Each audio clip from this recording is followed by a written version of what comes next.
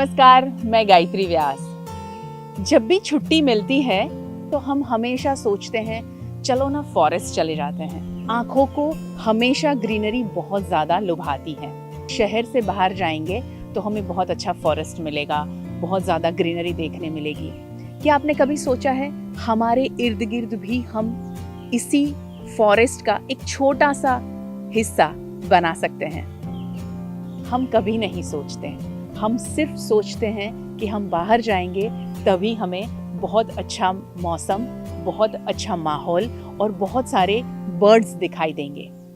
मगर हमारे इर्द गिर्द भी हम ये सारी चीज़ें हम खुद के लिए तैयार कर सकते हैं, अच्छे पर्यावरण के लिए तैयार कर सकते हैं, ऐसे बर्ड्स के लिए तैयार कर सकते हैं जो आज वो प्रजाति लुप्त हो रही है। अक्सर लोगों को बात करते हुए देखा है कि गोरैया, चिड़िया, स्पैरो हमारे इर्द गिर्द दिखाई नहीं देती है और उसके लिए बहुत सारी बड़ी बड़ी मुहिम छेड़ी जा रही है। छोटी छोटी कोशिश अगर हम करेंगे तो ये बड़ी जो मुहिम है उसकी ज़रूरत नहीं होगी। ऐसी ही एक कोशिश वडोदरा शहर के बीचों बीच अलकापुरी विस्तार में हुई है, जिसको नाम दिया गया है सावित्री अर्बन फूड फॉरेस्ट। मेरे पीछे आपको ग्रीनरी दिखाई दे ही रही होगी। बहुत ही खूबसूरत प्लेस है। एक कोशिश है, जो कोशिश की शुरुआत कैसे हुई, आप कैसे इस तरह से अपने इर्द गिर्द कुछ कर सकते हैं, ये सारी बातें करने के लिए मैं आज सावित्री अर्बन फूड फॉरेस्ट पहुंची हूं और मेरे साथ जुड़ी है रीना मैम और राजश्री। रीना मैम से बात शुरुआत करेंगे। नमस्कार मैम।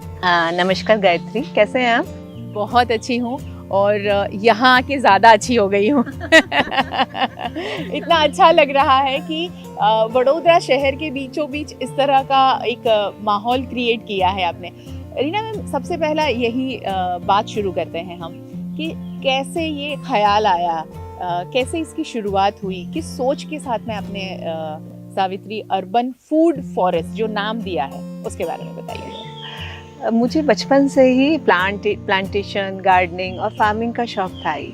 तो मुझे लगता था क्यों ना हम सिटी के बीच में, अर्बन एरिया में कुछ इस तरह का डेवलप करें कि जिससे एक बायोडाइवर्सिटी और इकोसिस्टम डेवलप हो सके और लोग आएँ और देखें और सीखें कि वो अपने आसपास भी किस तरह से एक इकोसिस्टम डेवलप कर सकते हैं। और अगर शुरू करने की बात, मतलब एक चीज़ दिमाग में तो ये सब चल ही रहा था कि कैसे करना चाहिए। अनफॉर्चुनेटली कुछ ऐसा हुआ कि जितना भी मैंने फार्मिंग और गार्डनिंग के लिए सीखा वो सब मुझे पापा ने सिखाया। लेकिन मई में कोविड में पापा चले गए। वो अस्थमा पेशेंट थे और हमेशा उनके अंदर से कुछ ऐसा होता था कि मैं कहीं बैठ सकूं, कुछ ऐसा हो कि सिटी के बीच में रह के भी मैं सांस ले सकूं।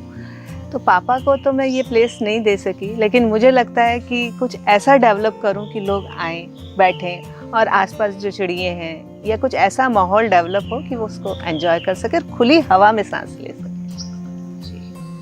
खुली हवा में सांस लेने वाली जो बात है, उससे एक बात मैं यहाँ ज़रूर कहना चाहूँगी कि ऊपर वाले ने हमें, कुदरत ने इतना कुछ दिया है, बस उसको संजो के रखेंगे तो भी बहुत है। कुछ मत करिए, कंक्रीट का जंगल बनाने की जो होड़ में हम भाग रहे हैं वो ना हो। बिल्कुल Gayatri. Savitri urban food forest क्यों? सावित्री एक्चुअली मेरे ग्रैंड मदर के ऊपर हमने इस जगह का नाम दिया है। का नाम सावित्री है और सावित्री का मतलब क्रिएशन भी होता है और जो सूरज की पहली किरण जो निकलती है उसका नाम भी सावित्री होता है। तो जो सूरज है, सूर्य से हमें सारी एनर्जी मिलती है और उसी से हम सारे प्लांट्स लाइव और थ्राइव करते हैं, तो इसलिए हमने इसे सावित्री नाम दिया। और अर्बन फूड फॉरेस्ट जो लगाने का रीज़न ये है कि अर्बन, तो जैसे हमने कहा कि बड़ौदा शहर के बीचों बीच अर्बन एरियाज़ में कैसे ऐसे इकोसिस्टम्स हम डेवलप करें। और फूड फॉरेस्ट यानी आप फॉरेस्ट में अगर कभी जाते हैं तो वहाँ कितनी सारी चीज़ें हो रही होती हैं। कभी कुछ फल होते हैं, फूल होते हैं, सब्जियाँ भी उग रही होती हैं, यानी एक इकोसिस्टम होता है जिसमें इंसान भी रहते हैं, एनिमल्स भी रहते हैं। तो वो एक फूड फॉरेस्ट हमने यहाँ क्रिएट करना चाहा, जिसमें हम अपना खाना भी उगा सकें और अलग अलग स्पीशीज़ को हमारे घर में इन्वाइट कर सकें। तो मैम, जैसे आपने कहा कि यूजुअली लोग जाते हैं फॉरेस्ट देखने और हम शहरों में से फॉरेस्ट गायब कर रहे हैं, लेकिन हमने कहा कि अगर हम शहर में रह सकते हैं तो हम क्यों ना फॉरेस्ट को इनवाइट करें, ताकि ह्यूमंस और नेचर साथ में रह सकें। और ह्यूमंस और नेचर जब साथ में रहेगा तभी इस नेचर को हम बचा पाएंगे। नहीं तो ऐसे हालात होंगे कि जैसे ऑक्सीजन पार्लर की बात बीच में बहुत ज़्यादा उठी थी कि ऑक्सीजन पार्लर बनाने पड़ेंगे। हमें खूबसूरत बनाने के जो पार्लर बन रहे हैं उसे कम करें। ऐसी जगह को ज़्यादा अगर हम लोग मोटिवेट करेंगे और बनाते रहेंगे तो अच्छा होगा। ये तो नेचुरल ऑक्सीजन पार्लर है जी। जैसे आप बोल रहे हैं आर्टिफिशियल बनाने की बात हो रही है, तो उसकी तो ज़रूरत ही नहीं है। अगर हम कुछ 4-5 इस तरह के ट्रीज़ हैं, बहुत भी नहीं, लेकिन आप 4-5 ट्रीज़ भी ऐसे लगाइए कि जिससे हमें ऑक्सीजन मिल सके। इवन मैंने खुद के साथ भी एक्सपीरियंस किया है, जब आप एक बार ये गार्डनिंग या फार्मिंग करने लगते हैं तो आपके हेल्थ इश्यूज़ भी 90% सॉल्व हो जाते हैं, क्योंकि इट्स सेल्फ वॉकिंग, आप अगर उठ रहे हैं, खड़े हो रहे हैं, तो ये सब आपके एक्सरसाइज का एक पार्ट हो जाता है। और फिर साथ में जो चल रहा है वो तो चल ही रहा है, आपको नेचुरल ऑक्सीजन मिल रही है, सब काम आपका आराम से चलता रहता है। सही है। खेतों में ज़्यादा से ज़्यादा वर्क करते थे हम। सभी किसान के बच्चे हैं। मैं तो ऐसा कहूँगी कि कोई भी ऐसा नहीं होगा जिनके पुश्तैनी वो तार न जुड़ते हो खेतों से। जी, है ना। तब नहीं जिम था और ना ही वॉक के लिए कोई ट्रैक बनते थे और ना ही कोई इतना ज़्यादा योगा वगैरह किया जाता था। ज़रूरत ही नहीं थी, क्योंकि हम काम ही वैसा कर रहे हैं। और आज हम जब सिर्फ चेयर पे बैठे हैं, काम कर रहे हैं। हाँ, हालात बदलते हैं, वक्त बदलता है, बहुत सारी चीज़ें हमने डेवलप की है। हम ऐसे एरा में अभी जी रहे हैं जहाँ पर ये सारी चीज़ों की ज़रूरत भी है, मगर उसके सामने पुरानी चीज़ों को मिटाकर आगे बढ़ना भी गलत होगा। आप पुरानी चीज़ों को वापस ला रही हैं। हाँ जी बिल्कुल सही बात बोला। सो यहाँ क्या क्या है, किस तरह के प्लांटेशन आपने किए हैं, कैसे इस फॉरेस्ट को मैं आपको बता दूं कि 10,000 स्क्वायर फीट एरिया में इसे बनाया गया है। तो 10,000 स्क्वायर फीट एरिया जिसको फॉरेस्ट नाम दिया गया है। फॉरेस्ट यानी ह्यूज जगह, बहुत बड़े उसके लिए एफर्ट्स लगते हैं। तो क्या क्या है यहाँ पर? सेकंड, अर्बन फूड फॉरेस्ट बनाने का पर्पस ये था कि जो खाना है वो आपकी ज़िंदगी है। अगर आप अच्छा खाएंगे तो अच्छी ज़िंदगी जिएंगे। लोगों के पास स्पेस है, काफ़ी सारे लोग इतने बड़े बड़े स्पेसेस हैं, और आप देखेंगे उनमें केवल वो ऑर्नामेंटल प्लांट लगाते हैं या फिर लॉन लगा के छोड़ देते हैं। अभी तो आर्टिफिशियल लॉन का ट्रेंड चला है, तो वो भी लोगों ने छोड़ दिया। तो मुझे ऐसा लगता है अगर आपके पास स्पेस है, एक आप ब्लेस्ड हैं, भगवान ने आपको इतना सब कुछ दिया है, तो आप उसी लॉन के अंदर अपना खाना क्यों नहीं उगाते हैं? फ्रेश खाइए ना, क्यों बाहर से आप केमिकल वाला खाना खाते हैं? बस थोड़ा सा आपको एफर्ट डालने पड़ेंगे और सोचना पड़ेगा कि मुझे फ्रेश खाना खाना है। और जितना लोग सोचते हैं ये टफ है, ऐसा कुछ नहीं है। आप नेचर को अपना पार्ट समझिए। आप सोचिए कि मैं इसके साथ जुड़ूंगा तो ये मेरे साथ जुड़ जाएगी। नेचर के अंदर तो ऐसा है कि आप अगर उसको इतना देते हैं ना तो वो आपको डबल ट्रिपल देती है। बस उसको सजो के रखना है हमको, और यही पर्पस था। इसीलिए हमने इस फार्म के अंदर अराउंड 80 to 100 स्पीसीज प्लांट्स के हमने इसमें यूज़ किए हैं। आप देखेंगे तो पूरे बॉर्डर्स में हमने फ्रूट्स प्लांट्स लिए हैं। और इसके अलावा हम जो भी वेजिटेबल उगाते हैं उसके साथ यूजली कुछ फ्लावर डालते हैं। तो फ्लावर डालने का पर्पस ये है कि उससे बायोडाइवर्सिटी, हमारे बीज, बर्ड्स और जितने भी पॉलिनेटर्स हैं वो सब अट्रैक्ट होते हैं।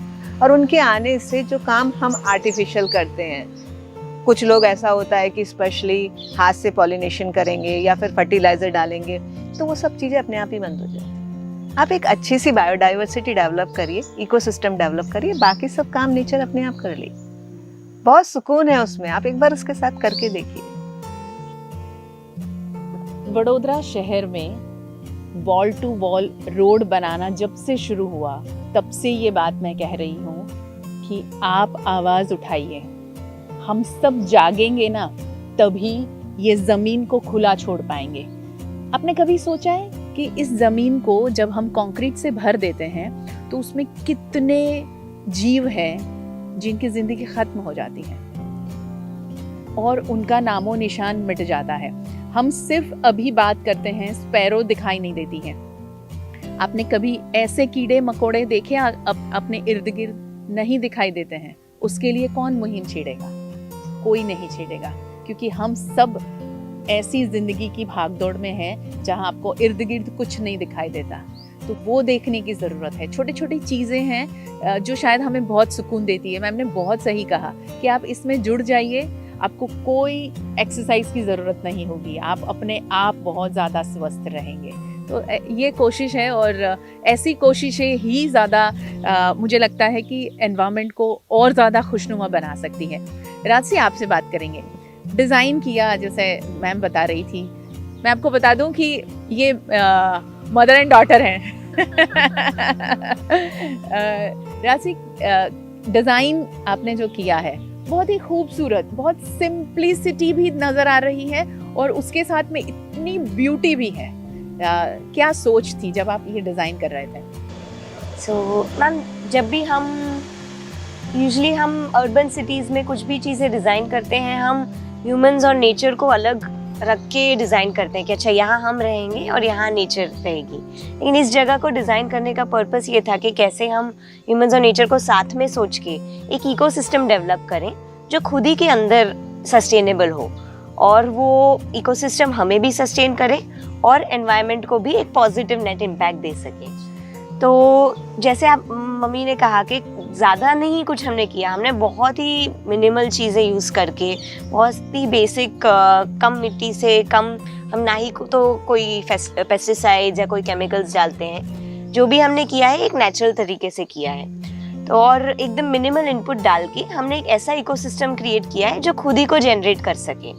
तो फॉर एग्जांपल, यहाँ जो भी हम सब्जी उगाते हैं, हम केमिकल्स और फर्टिलाइजर्स तो यूज़ करते नहीं हैं, लेकिन सब्जी को जो न्यूट्रिशन मिलता है उसको करने के लिए जो खाद होती है वो भी हम इसी एरिया से जनरेट करते हैं। तो जो भी यहाँ पत्तियों का एक्स्ट्रा कचरा कंपोस्ट निकलता है, उसको हम कंपोस्ट बना के वापस से प्लांट्स में डालते हैं, वो एक है।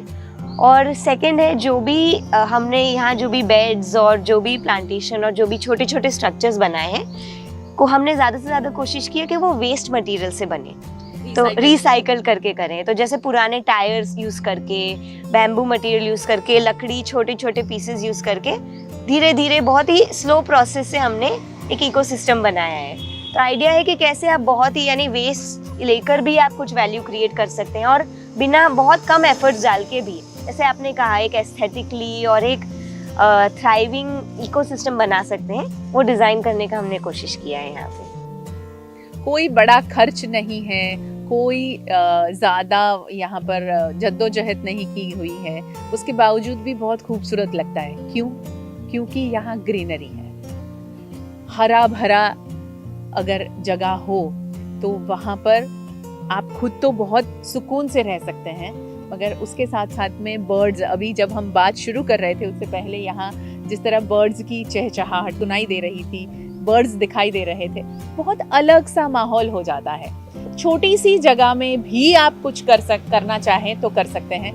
ये उसका एग्जाम्पल है। मानो कि कैबेज डाला है, और कैबेज के साथ में अगर आपने गेंदे के फूल का प्लांटेशन भी किया है, तो बोले वो कैबेज को कम न्यूट्रिशन मिलेगा, वो तो उसके बारे में कुछ बताइए, क्योंकि वो लेस नॉलेज शायद ये सोच पे हावी हो जाता है। नहीं, वो लोग जो भी सोचते हैं वो गलत सोचते हैं गायत्री। एक्चुअली अगर हमने उसके साथ में फ्लावर डाला है तो ये एक सिस्टम है। मतलब आप ये सोचिए ना, एक फॉरेस्ट है, एक जंगल है, उसमें सब कुछ एक साथ चलता रहता है। उसमें ऐसा नहीं है कि कोई किसी का खाना खींच रहा है या कोई किसी से खाना कम ले रहा है। प्लांट्स के अंदर बड़ा अच्छे से बैलेंस होता है। इवन उसमें काफ़ी प्लांट्स ऐसे होते हैं कि जो एक दूसरे को सपोर्ट करते हैं, उसमें हम उनको नाइट्रोजन फिक्सर बोलते हैं। तो जैसे राशि ने बोला ना कि हम बाहर से कोई फर्टिलाइज़र नहीं लाते हैं, किसी तरह का कोई चीज़ें हम बाहर से लेते ही नहीं हैं, तो उसमें एक तरफ तो हम हमारा कंपोस्ट तो बनाते ही हैं, इसके अलावा जो प्लांट लगाते हैं उसके साथ में एक ऐसा कंपेनियन प्लांट लगाते हैं कि जो दूसरे प्लांट को नाइट्रोजन तो देता ही है, इसके अलावा जैसे हमने फ्लावर्स लगाए हैं, तो फ्लावर्स क्या काम करते हैं, वो बीज, बटरफ्लाइज और जितने बर्ड होते हैं उन सबको अट्रैक्ट करते हैं। तो जो आपका पेस्ट है वो हार्वेस्ट पे नहीं जाकर फ्लावर पे जाता है, और फ्लावर के ऊपर बेनिफिशियल पेस्ट और हार्मफुल पेस्ट दोनों होते हैं। तो जो बेनिफिशियल पेस्ट हैं वो हार्मफुल पेस्ट को खा लेते हैं, और उसके अलावा ऐसा कुछ नहीं है कि वो न्यूट्रिशन लेते हैं, धरती ने सब कुछ बहुत बैलेंस में दिया है, उसने हर किसी को जगह दी। वो माँ है, माँ है, वो किसी को ज्यादा और किसी को कम दे ही नहीं सकती। एक फैमिली में हम रहते हैं ना, जी। तो एक फैमिली में फादर भी है, मदर भी है, बच्चे भी हैं, सब लोग एक छोटे से कमरे में आ जाते हैं और सबका अरेंजमेंट हो जाता है। तो वो नेचर अपने आप सब कुछ संभाल लेती है, आपको फाइट करने की जरूरत ही नहीं है। बस उसके साथ मिलके रहिए, समझिए कि ये सब कुछ दे सकती है, तो आप जो जैसे जैसे जुड़ेंगे आप उसको समझने लगेंगे।